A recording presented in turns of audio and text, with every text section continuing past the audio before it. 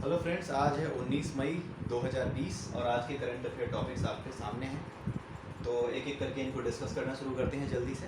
सबसे पहला है अम्फान साइक्लोन। ये बंगाल की खाड़ी में एक तूफान उठ रहा है और बंगाल की खाड़ी से सटा हुआ इलाका अगर आप देखें तो कुछ ऐसा है। यहाँ पे उड़ीसा है, आंध्र प्रदेश है, बंगाल है, इन सब के तट मिलते हैं। तो यहाँ पर आकर ये टकराएगा और ये बुधवार को आकर के यहाँ पर टकराएगा। और जब ये टकराएगा तो इसकी स्पीड करीब 175 से 180 किलोमीटर प्रति घंटे के आसपास होगी। ठीक है, तो ये आप याद रखिएगा। ये अम्फान साइक्लोन इसका नाम है और इसे सुपर साइक्लोन कहा जा रहा है क्योंकि इसकी स्पीड बहुत ज़्यादा है। तो सुपर साइक्लोन की कैटेगरी क्या होती है, किस तरीके से सुपर साइक्लोन बनता है, इसके बारे में आप देख लीजिएगा।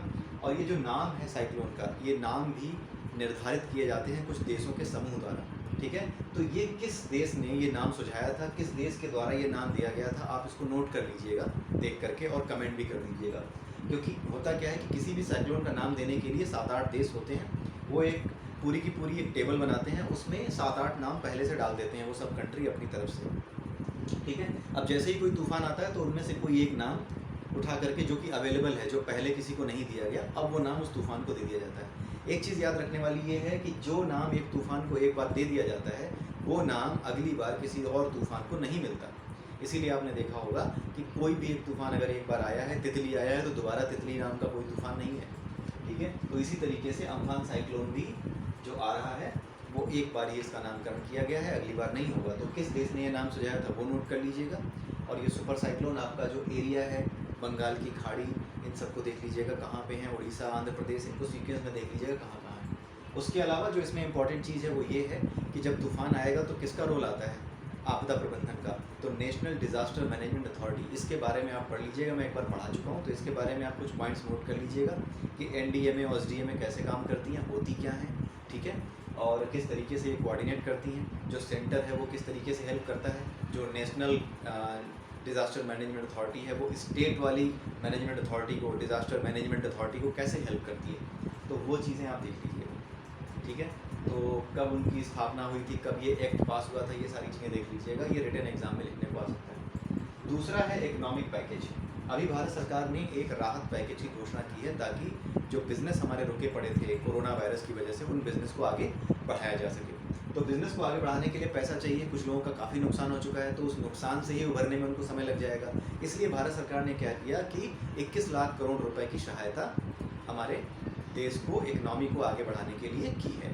तो उस 21 लाख रुपए में से अब कुछ पैसे अलग अलग क्षेत्रों में खर्च किए जाएंगे। तो इससे होगा क्या कि जो बिज़नेस अभी घाटे में चल रहे थे उनको अपना घाटा भूल करके थोड़ा सा आगे बढ़ने के लिए पैसा और अपने हाथ में मिल जाएगा। थोड़ा सस्ते दरों पे लोन मिल जाएगा, कुछ पैसा मिल जाएगा और ज़्यादा।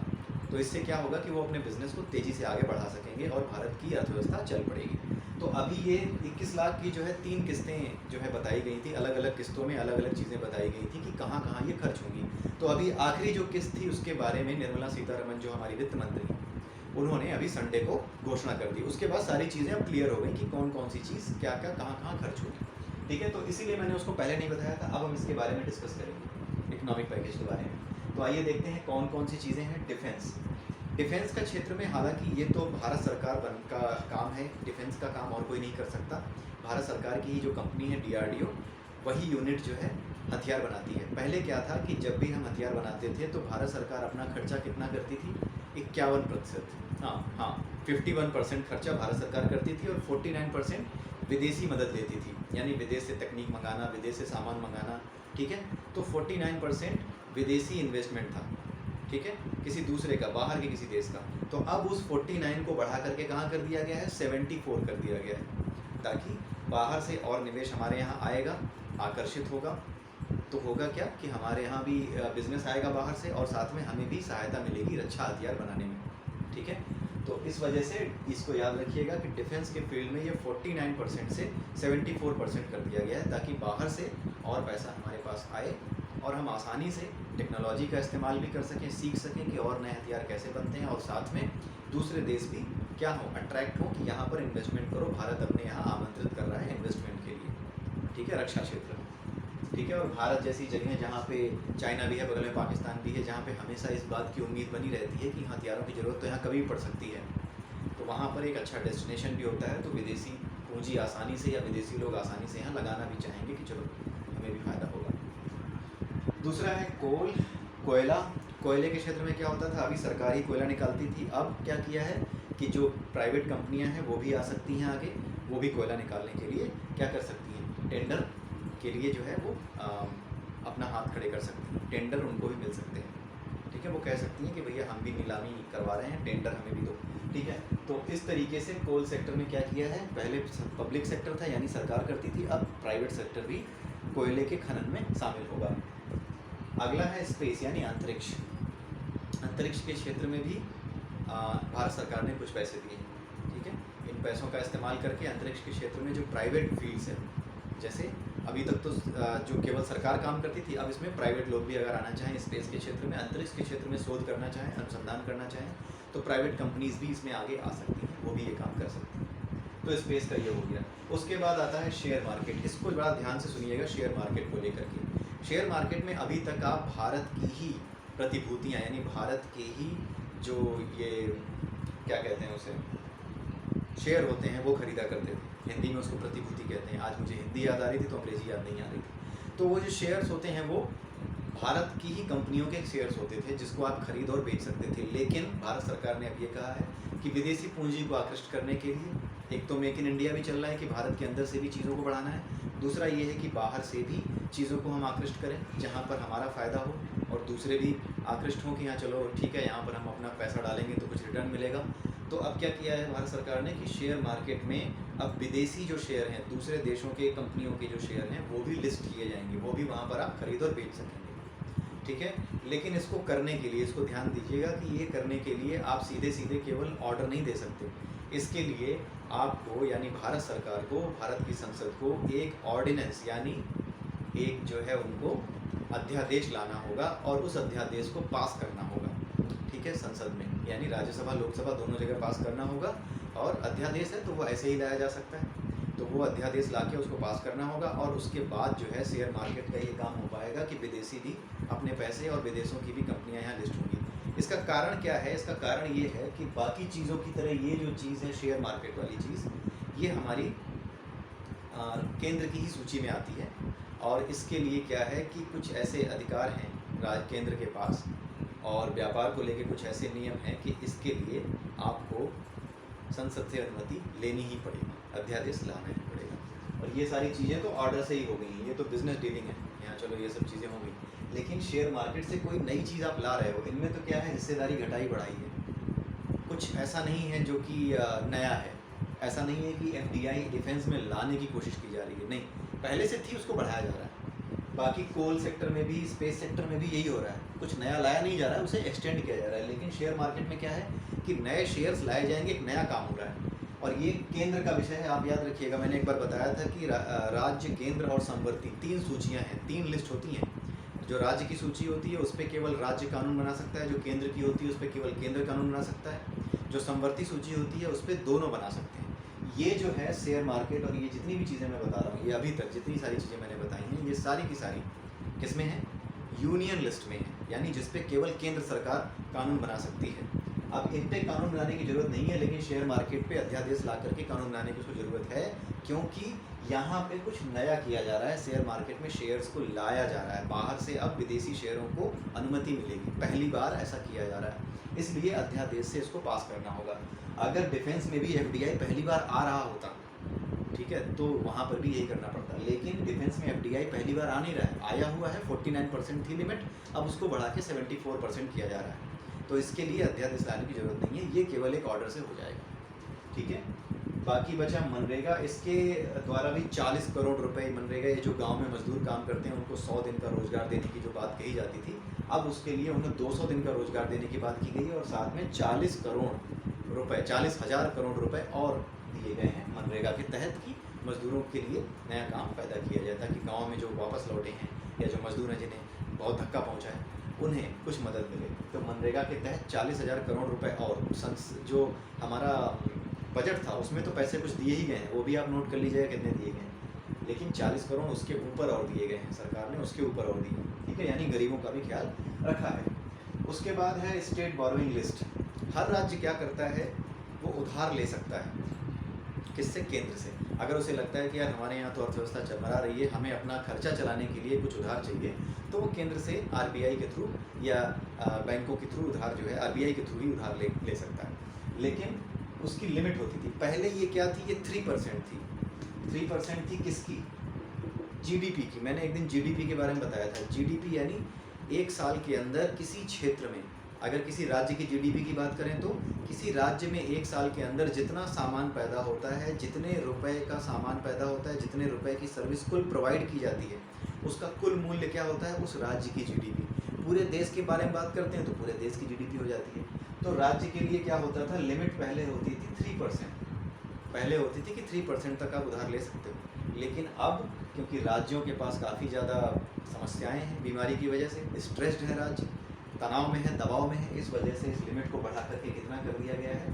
5%। यानी जीडीपी का 5% तक ये लोन ले सकते हैं। यानी पहले अगर जीडीपी 100 रुपये थी तो आप 3 रुपये लोन ले सकते थे। अब जीडीपी अगर 100 रुपये है, अब क्या है, उस 100 रुपये के बदले में अगर 100 रुपये की जीडीपी है, अगर आप 100 रुपये का टोटल सामान पैदा करते हैं अपने क्षेत्र में, अपने राज्य में, तो होगा क्या कि आप 5 रुपये तक का लोन ले सकते हैं। पहले सिर्फ 3 रुपये ले सकते थे।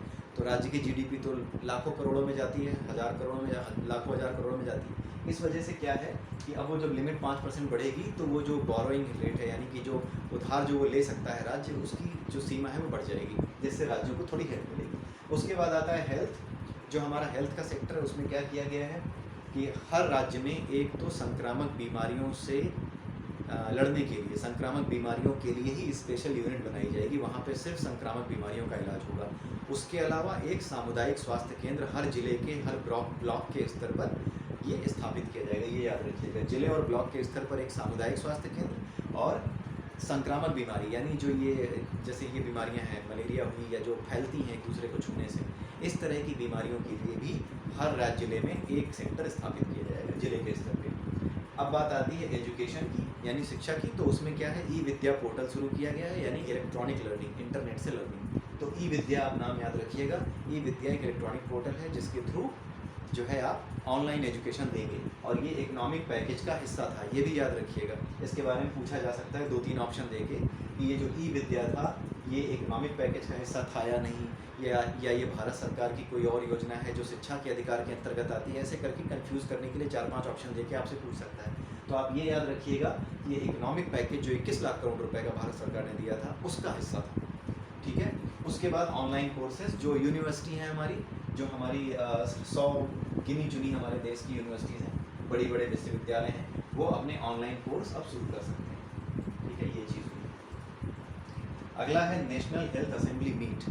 ठीक है, ये जो है मिड मई में होने वाली थी लेकिन हो नहीं पाई थी कोविड-19 की वजह से। अब ये डिसाइड किया गया है कि हम यानी वर्चुअल मोड में, यानी कि जो आप कैमरे के सामने बैठ करके एक जो वीडियो कॉल होती है वो कर लेंगे।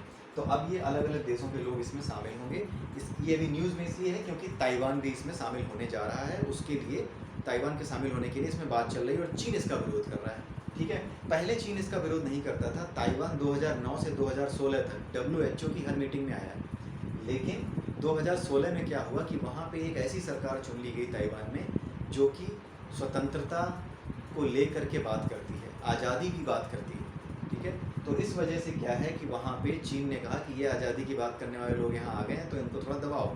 तो उसने क्या किया कि तुम हमारे बिना अब कहीं पूछने कुछ करने जाओगे नहीं। तो 2016 के बाद से उसने अटेंड नहीं करने दी, वो हमेशा विरोध करता रहा। लेकिन इस समय चाइना के साथ, चाइना को थोड़ा सही करने के लिए, चाइना की जो ये चीज़ें चल रही हैं, ये जो हठधर्मिता उसकी चल रही है, उसको रोकने के लिए, उस पर बैलेंस लगाने के लिए बाकी दुनिया के देशों ने भी कोशिश शुरू कर दी है। तो इसी के तहत क्या हुआ है कि बड़े बड़े देशों ने ताइवान का सपोर्ट किया है कि आप आइए और वर्ल्ड हेल्थ असेंबली में, नेशनल हेल्थ असेंबली में, वर्ल्ड हेल्थ असेंबली होनी चाहिए, नेशनल नहीं है, वर्ल्ड हेल्थ असेंबली में आइए, आप पार्टिसिपेट कीजिए। भारत के लिए ये कूटनीतिक कदम भी है। भारत यहाँ पे बहुत अच्छी स्थिति में भी है। क्यों? क्योंकि भारत जो है 3 साल के लिए, इस मीटिंग से पहले 3 साल के लिए, अगले 3 साल के लिए वो वर्ल्ड हेल्थ असेंबली का चेयरमैन बन चुका है भारत। ठीक है, भारत की तरफ से इसमें पार्टिसिपेट कौन करेगा? हमारे देश के जो डॉक्टर हर्षवर्धन हैं, ठीक है, स्वास्थ्य मंत्री, वो जाएंगे। ठीक है, ये भी याद रखिएगा। तो ताइवान को लेकर के भारत की स्थिति क्या हो सकती है?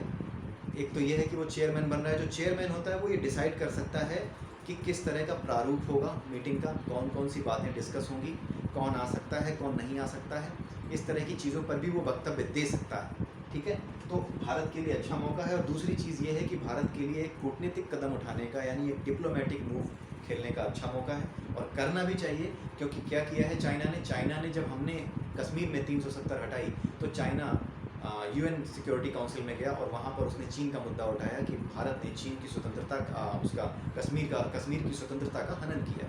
ठीक है, अब चाइना क्या कर रहा है, वो ताइवान की स्वतंत्रता का हनन कर रहा है। चाइना कहता है वन चाइना पॉलिसी, तो जब वो वन इंडिया पॉलिसी नहीं मानता तो वन चाइना पॉलिसी को जवाब देने का एक बड़ा अच्छा मौका भारत के पास है। और ये देखना दिलचस्प होगा कि भारत कैसे इसको डील करता है। तो ये बहुत ही इंपॉर्टेंट मीटिंग है, आप इसको देखिएगा। रिटन एग्जाम में इससे बहुत कुछ आ सकता है, क्योंकि ये फॉरेन पॉलिसी से रिलेटेड है, केवल हेल्थ से रिलेटेड नहीं है। कोविड-19 की तो बात होगी, लेकिन उससे ज़्यादा ये भारत के फॉरेन रिलेशंस और जो भारत की स्थिति चल रही है चाइना के साथ, उसको लेकर ये बहुत इंपॉर्टेंट है। ठीक है, तो इसको आप नज़र रखिएगा। जब भी न्यूज़ और आए तो कोई भी आइटम इस पर अगर नया आता है, कोई भी न्यूज़ अगर नहीं आती है तो मैं कवर कर दूंगा, नहीं मैं करता हूँ तो आप लिख लीजिएगा।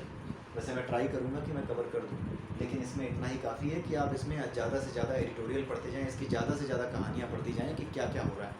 ठीक है, अगला है RCEP। RCEP क्या है, इसका फुल फॉर्म है regional comprehensive economic partnership. Google पे मिल जाएगा, नोट कर लेना। तो इसमें क्या है, इसमें कुल मिला के 16 देश हैं। 16 देशों में 10 आसियान देश हैं। 10 आसियान देशों के नाम आप नोट कर लीजिएगा। उसके अलावा 5 देश और हैं, ठीक है, जो ऑब्जर्वर कंट्रीज़ हैं। ठीक है, उसके अलावा भारत इनमें से किसी इसका मेंबर है ही नहीं, लेकिन RCEP के साथ भारत क्या करता है, व्यापार करता है। RCEP में ये नियम है कि हम जो है कम से कम टैक्स लेंगे सामान को एक देश से दूसरे देश में बेचने के लिए। अगर मुझे अपने देश का सामान दूसरे देश में बेचना है और मैं RCEP का पार्ट हूँ, तो हमें टैक्स कम से कम देना पड़ता है, जिसकी वजह से दूसरे देशों का सामान दूसरे देशों में आसानी से बिक सके। लेकिन भारत के साथ समस्या क्या हुई कि भारत अभी ही चाइना के साथ करीब $54 बिलियन के ट्रेड डिफिसिट में है। ठीक है, यानी $14 बिलियन का व्यापार घाटा भारत को है। व्यापार घाटे का मतलब क्या है, अगर सिंपल टर्म्स में अगर हम इसको समझें कि अगर मैं कहूँ कि मुझे ₹54 का व्यापार घाटा हो रहा है आपके साथ व्यापार करने में, तो इसका मतलब क्या है, इसका मतलब ये है कि मैं जितने रुपए का सामान आपको बेचता हूँ और आपसे जितने रुपए का सामान मैं खरीदता हूँ, उसमें मुझे ₹54 का घाटा होता है। यानी मैं आपको ₹154 का सामान, आपसे ₹154 का सामान खरीद रहा हूँ, लेकिन आप मुझसे सिर्फ ₹100 का ही सामान खरीद रहे हैं। यानी मेरा सामान कम बिक रहा है, आपका सामान ज़्यादा बिक रहा है, और दोनों में अंतर कितने का आ रहा है, ₹54 का। भाई बेचने से तो पैसा मिलता है, मैं आपको सिर्फ ₹100 का बेच पा रहा हूँ और आप मुझे ₹154 का बेच रहे हो। तो भारत और चीन के बीच ये $54 बिलियन के आसपास का व्यापार घाटा है। ठीक है, इस वजह से भी, और साथ में सभी देशों को मिला के जो RCEP मेंबर है उन सबको मिला करके भारत का कुल घाटा $105 बिलियन के आसपास है। ठीक है, चीन के साथ अकेले 54 का है, बाकी सबके साथ मिला के भी 105 बिलियन। यानी कि RCEP को अगर हम देश मान लें तो हम RCEP को अगर हम ₹205 का सामान खरीद रहे हैं उनसे, तो वो हमसे सिर्फ ₹100 का सामान खरीद रहे हैं। भाई सामान बेचेंगे तभी तो फ़ायदा होगा, वो ज़्यादा बेच रहे हैं उनको ज़्यादा फ़ायदा हो रहा है, हम कम बेच पा रहे हैं तो हमें कम फ़ायदा हो रहा है। इस वजह से भारत ने इसमें शामिल होने से अभी मना कर दिया है। उनसे पूछा गया था भारत से कि 15 मई तक आप जवाब दीजिए कि आप इसमें पार्टिसिपेट करेंगे या नहीं करेंगे। तो भारत ने मना कर दिया है कि नहीं करेंगे।